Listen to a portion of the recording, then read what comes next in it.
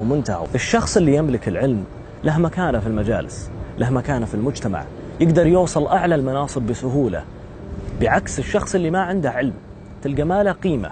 الوظيفة اليوم يحصل عليها اللي يملك أكثر شهادات، اللي يملك أكثر علم، ياخذ أكثر راتب، ياخذ منصب أقوى، كله بسبب العلم. خلونا نشوف الجانب الثاني، الناس اللي ما تعلموا كيف هي حياتهم.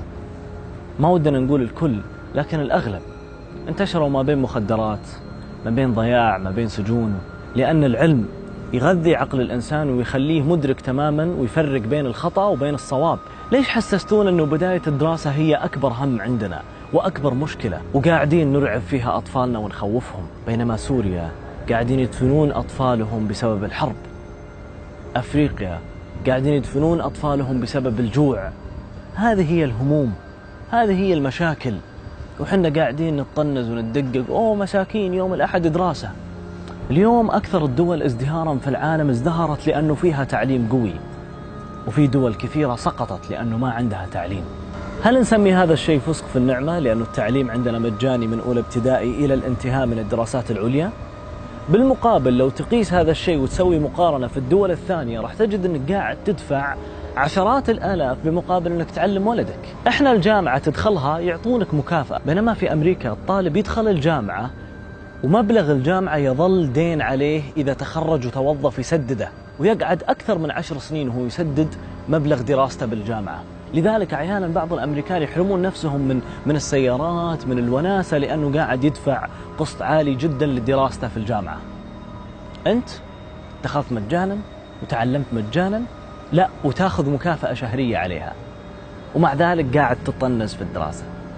المملكة عندنا ودول الخليج تعتبر الحمد لله من الدول القوية في التعليم، وتعتبر أيضا من الدول اللي تدعم أبنائها وشعبها في التعليم. صحيح أنه في دول قد تكون أقوى منا تعليم، ولكنها تأخذ من المواطن مبلغ أكثر وقيمة أعلى.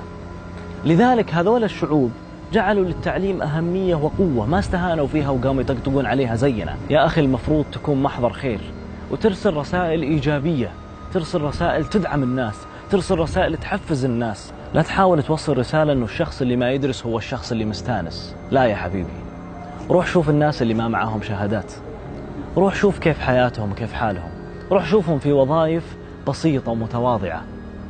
هذول هم الناس اللي ما درسوا. بينما بالمقابل روح شوف الناس اللي درست وتعلمت، روح شوف وين وصلوا.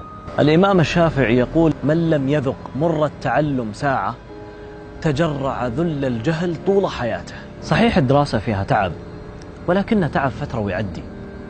اتعب هالفترة وراح تعيش بنعيم طول حياتك. في عبارة مكتوبة بأحد الجامعات مكتوب: ألم الدراسة لحظة وينتهي، ولكن إهمالها ألم يستمر مدى الحياة.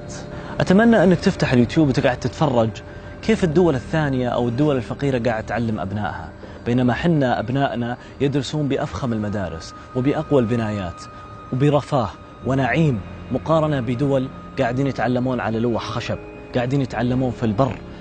أحد المقاطع شفتها لي مدرسة في الهند، هذه المدرسة ما لها أسوار لأنها تحت كبري، يتعلمون تحت كبري، ويجون الطلاب بشكل يومي عشان يتعلمون تعليم جدا بدائي. في أكثر من دولة في شرق آسيا أطفالهم يروحون للمدارس على رجولهم، ولكن في الطريق يواجهون أقوى وأتعب المصاعب، يقطعون طرق جدا وعرة عشان يوصلون لمدارسهم ويتعلمون.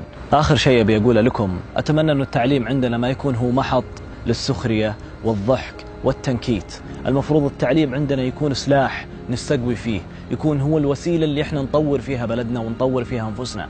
أتمنى أن التعليم يكون من أهم الأشياء الأساسية في حياتنا، واللي يكون فيها أول أهدافنا اللي نسعى لها، لأنه هو اللي يرفعنا وهو اللي يعزنا وهو اللي يعلي شاننا وشان بلدنا. وترى في أشياء كثيرة ثانية تقدر تضحك فيها غير التعليم. لا تنسون تسوون سبسكرايب ولايك وشير، وإن شاء الله نشوفكم على خير في فيديوهات ثانية.